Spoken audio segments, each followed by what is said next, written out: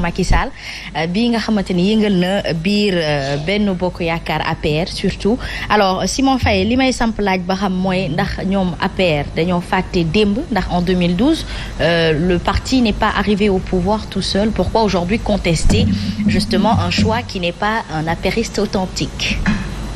Est-ce qu'on a besoin d'être un apériste authentique justement pour être président de la République? En tout cas, that's the question. Ça dépendra. Ça dépendra, parce que quand même le peuple aura sa voix et c'est le peuple qui va élire.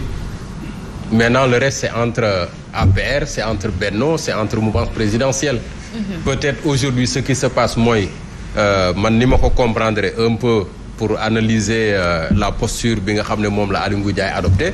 Logique pour moom il n'a pas été choisi, il était là dès le départ.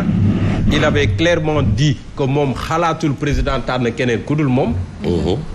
Et je pense que c'était son bon droit de le dire. Mais logique pour logique, il a préféré partir au moment où, parce que ñaar yi quand même bokkul. Il y a le gouvernement et il y a le parti politique. Dans le gouvernement, il a accepté d'être sous les ordres d'un premier ministre. Ça c'est l'État. Mais en politique, lui il considère qu'il était là avant Amadou Ba. Moom moo ko jiitu. En tout cas moom depuis le départ bi ñuy wax APR il était là. Amadou Ba est venu bien après bi ko Macky Sall nommé ministre. Dans le gouvernement et peut-être sur recommandation wala sur relation wala am na fu ñu xamante il a tapé dans l'œil du président et le président l'a mis à ses côtés. Mais bon, est-ce qu'il faut être apériste authentique? Ça c'est leur cuisine interne. Comment ça va se passer? Est-ce que Aly Ngouille Ndiaye est le seul frustré? On attend de voir parce que pour man teel na pour waxagum implosion. Vraiment teel na pour man. Au vu de la situation, c'est juste entre samedi et hier dimanche am na ñoo xam ne peut-être carte gi leeragul ci ñoom ils ne se sont pas encore prononcés. Oui. Il faut peut-être se réserver. Est-ce que ñi am frustration sañ ko wone ñoom tamit buñ ko wonee après qu'est-ce qui va suivre?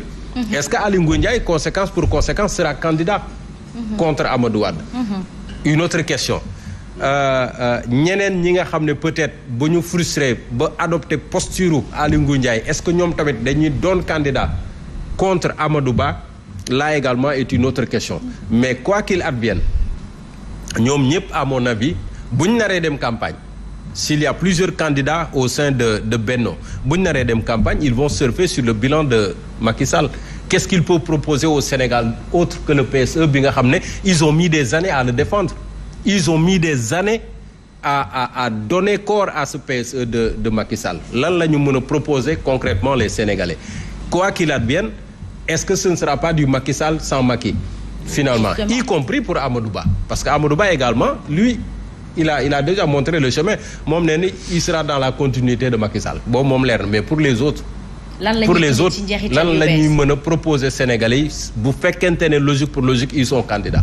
Justement logique pour logique bu fekkee ni ils sont candidats Mamadou Fofana ndax ils pèseraient sans leur parti ou sans le soutien de leur SG?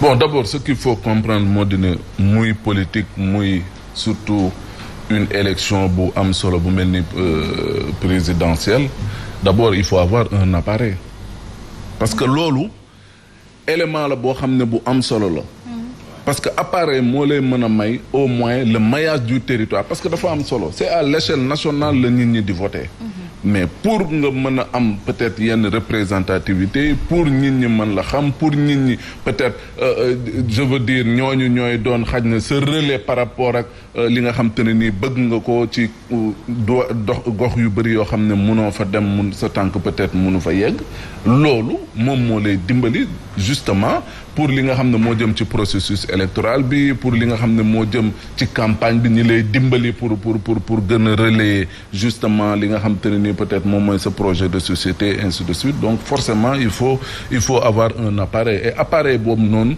moo lay dimbali pour que nga mën a peser justement lu ñuy mën a tuddee sur la balance. Parce que nag bu fekkee ne tey jii nii amoo poids boobu noonu pour mën a peser sur la balance ma foi vous avez des chances très réduites quand même pour pouvoir peut-être atteindre li nga xam ne moom mooy objectif. Maintenant li nga wax li aussi le coefficient personnel de peut-être du candidat ou de l'homme qui va vouloir briguer le suffrage des Sénégalais dafa am solo.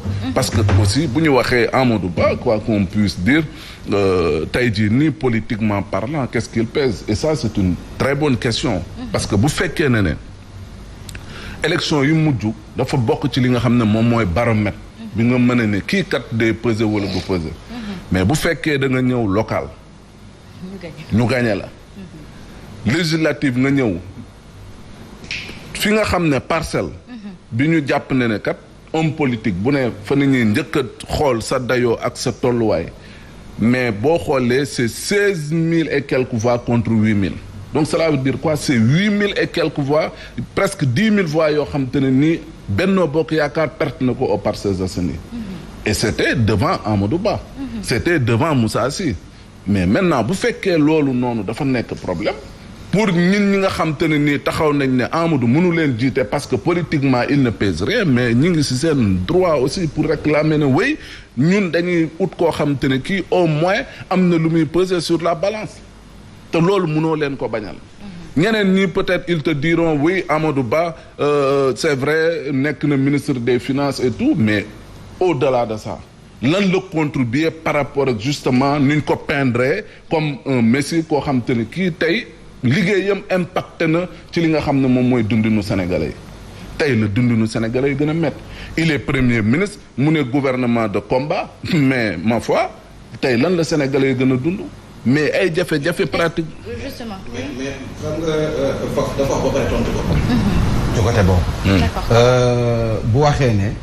élection il faut nga am appareil bu nekk sa ginnaaw boo xam ne moo lay mën a gunge ci présidentielle yi. ngir wax ne peut-être Aly Ngouille Ndiaye amul lu ko gunge appareil boo xam ne mën na ci sukkandiku. au-delà tey même bu taxawalee mouvement wam wala partem est-ce que dina am temps bu doy ngir yeneen localité région yëpp mu mën fa am base implanté fa pour mën a dem battre campagne. Mame Boye Diao idem parce que nag du élection locale présidentielle la mais appareil boobu nga wax. bu fekkoon la personne de Amadou Ba ñu ne moom ak ñoom Aly Ngouille Ndiaye ñoo yem parce que amuñu peut-être amuñu base xamuñu politiquement pesé wuñu ñoo am na ñu leen gën a pesé ci biir Benno Bokk Yaakaar mais appareil baa ngi ci ginnaawam appareil Benno Bokk Yaakaar ñu ngi ci ginnaaw. et am na non d'accord. may ma waaw non d'accord waaw après boo paree ma rebondir ci lu tax. mais appareil baa ngi ci ginnaaw ñooñu ñooy ànd ak moom parce que du Amadou Ba moom mooy dem élection présidentielle bu doon élection locale. man nga ne peut-être tête de liste bi wala truc mais du Amadou Ba Benno Bokk Yaakaar mooy dem.